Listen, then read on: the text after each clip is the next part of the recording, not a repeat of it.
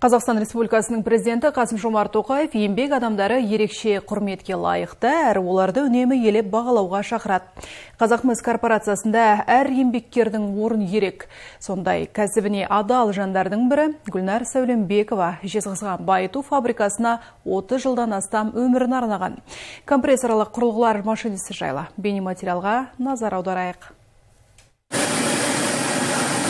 Гүлнар Сәулембекова Жезқазған байыту фабрикасының компрессорлық құрылғылар машинисі. Еңбек кітапшасында осы бір ғана жұмыс орны көрсетілген. 32 жылда талай шәкірт тәрбиелеп, кәсіпорынның өркендеуіне үлес қосып отыр. 1991 жылы осы фабрикаға жұмысқа тұрғанымда құрылғылар ескі болатын. Негізі жұмыстарды қолмен жасайтын едік.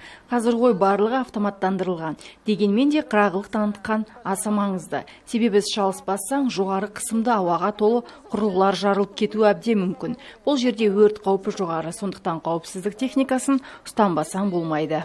Компрессорлық станция Қазақмыс корпорациясына тиесілі өндіріс аумағының жүрегі. Кен байыту фабрикасымен қоса мыс балқыту зауыты, құю механикалық зауыты, жылу электр орталығы сияқты кәсіпорындарды тығыздалған ауамен осы цех қамтамасыз етіп отыр. Бұл шикізатсыз өндіріс орындарындағы құрылғылардың технологиялық процесі алға ілгерілемейді.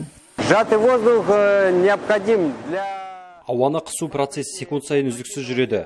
Жұмыс асқан жауапкершілікті талап етеді. Сондықтан тәжірибесі жоқ мамандарды бұл цехке жолатпаймыз. Гүлнар жылдар бойы жинаған біліктілігін жас буынмен бөлісіп, өзінен кейінгі талай маман тәрбиелеп шығарды.